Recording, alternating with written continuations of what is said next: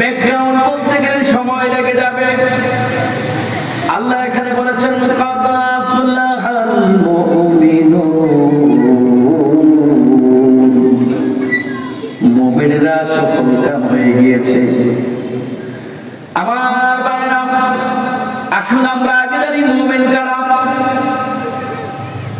মুমিনের সংজ্ঞা হলো তাসদীক বিল জিনান ওয়াল ইকরার বিল লিসান ওয়াল আমাল বিল আরকান।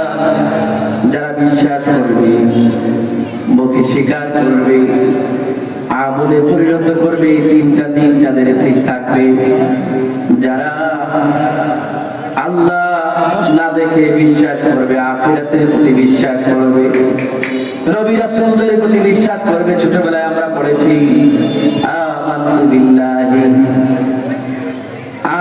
বিল্লাহি ওয়া মালাইকাতিহি ওয়া কুতুবিহি ওয়া রাসূলিহি ওয়াল ইয়াউমিল আখির ওয়াল কদরি খাইরিহি ওয়া শাররিহি মিনাল্লাহি তাআলা ওয়াল বা'সি বা'দাল মাউত। আমার ভাইরা, এই বিশ্বাসের পর একজন মুমিন হয়। যিনি মুমিন হবেন তিনি সফল।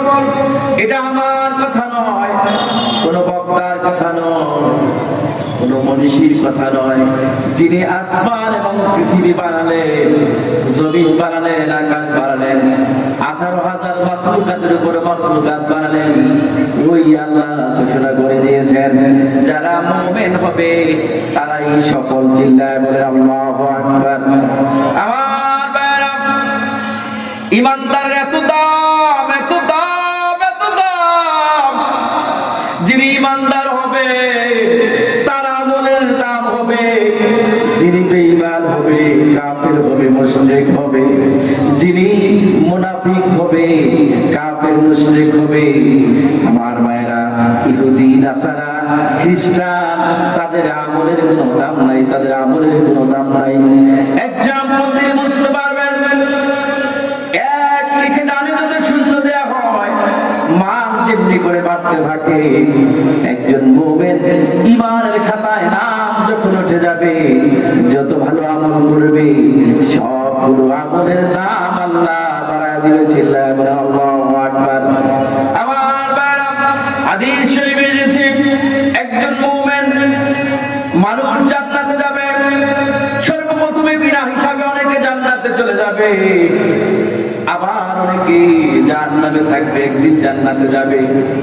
যারা মুমিন, যারা পরিমাণ ঈমান যাদের অন্তরে থাকবে, ঈমান নিয়ে মরতে পারবে, গুনার কারণে যদিও জাহান্নামী হয়ে যায়, ওই লোকটা একটা সময়ে, কোনো এক সময় আল্লাহ তাকে ইহসান করে, দয়া করে জান্নাতে যিনি পৌঁছায় দিবেন তিনি কে?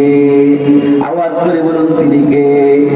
এজন্য আমার ভাইরা, ঈমানদারের দাম এত বেশি, এত বেশি, এত বেশি।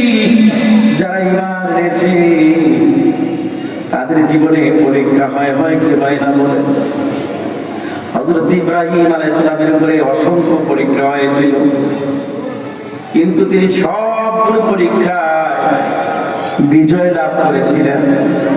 আমার ভাইরা, এমনি ভাবে যারা ঈমানদার হবে তাদের পরীক্ষা দুনিয়া আসবে, ঠিক কিনা বলে? ওয়ালা নাবলুওয়ান্নাকুম বিশাইইন মিনাল খাউফি ওয়াল জু'i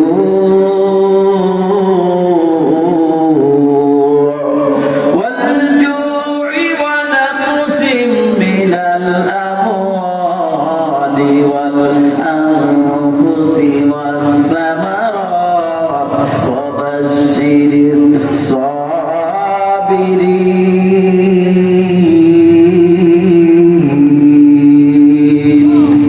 আমার ভাইরা, মুমিনদের জীবনে পরীক্ষা আসবে। এই সূরাতুল বাকারার এই আয়াতে কারিমা আল্লাহ সুবহানাহু ওয়া তাআলা বলতে চায়, বান্দারে দুঃখ কষ্ট দিয়ে আমি তোমাকে মাঝে মাঝে টেস্ট করব, পরীক্ষা করব, ফসল কমায় দিব, অর্থনৈতিক সংকট দেখা দিবে জীবনে, বিভিন্ন সময়ে ভয় দিয়া, বিভিন্ন সময়ে সময়ে জীবনের ডাকে বাকে, মুহূর্তে মুহূর্তে, মুভমেন্টে মুভমেন্টে জীবনের কিছুটা সময়ে সময়ে পরীক্ষা করব। যারা পরীক্ষায় দুনিয়ার জীবনে পাস হতে পারবে আমার ভাইয়েরা, তারাই সফল হয়ে যাবে। ওই ধরনের মুমিনরাই সফল হয়ে যাবে, ঠিক কিনা বলেন? আমার ভাইয়েরা, হাদিস শরীফে এসেছে আল্লাহ নবী, বিশ্ব নবী ঘোষণা করেছেন, বলে দিয়েছেন হাদিসে। হারিস নামক একজন সাহাবী ছিল। হারিসকে ডাক দিলেন, হারিস তুমি কি ঈমানের হাকিকত জানো? হারিস বললেন, ইয়া রাসূলুল্লাহ, আমি ঈমানের হাকিকত। ইয়া রাসূলুল্লাহ, রাতের বেলায় যখন আমি ঘুমাই, সারা রাত দুনিয়া বিমুখ হয়ে আমি দুনিয়াকে প্রাধান্য দেই না, আখিরাতকে প্রাধান্য দেই। চিল্লায় বলেন আল্লাহু আকবার। দুই নাম্বার, ইয়া রাসূলুল্লাহ, আমি ইবাদতের ভিতরে মশগুল থাকি, সব সময় ইবাদত করতে থাকি, আর দিনের বেলায় সিয়াম সাধনা করি। ইয়া রাসূলুল্লাহ, সিয়াম সাধনা করতে করতে বিপাশার্থ থাকি।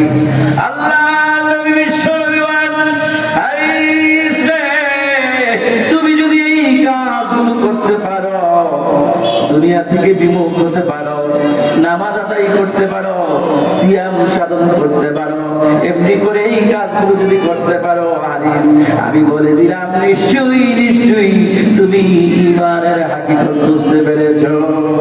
আমার ভাইরা, বলতেছিলাম কদ আফলাহাল মুমিনুন, মুমিনরা সফল কাম হয়ে গিয়েছে, হবে। আল্লাহ এটা বলে নাই।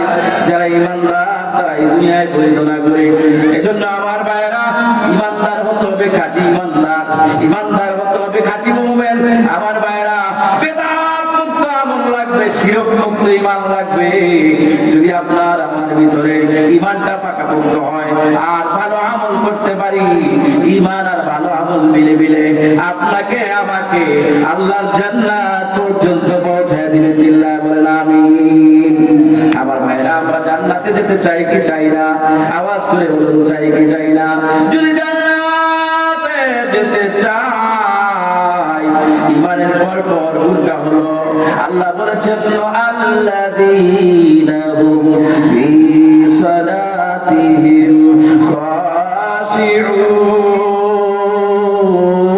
খাশিউন। জিল্লাহ আল্লাহু আকবার।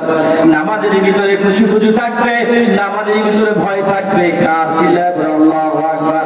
নামাজের ভিতরে মুমিন যেমনি করে ভয় নিয়ে নামাজ পড়বে, বিনয়ের সাথে নামাজ পড়বে। নবীজি বলেছেন, আনতা আবুদাল্লাহ কাআন্নাকা তারাহু ফাইন লাম তাকুন তারাহু ফাইন্নাহু ইয়ারাক। জিল্লাহ আল্লাহু আকবার।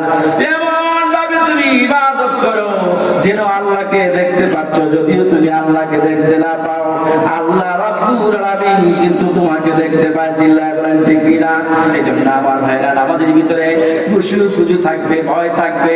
অন্তরে ভয় নিয়ে যদি ইবাদত করতে পারি, ইবাদতটা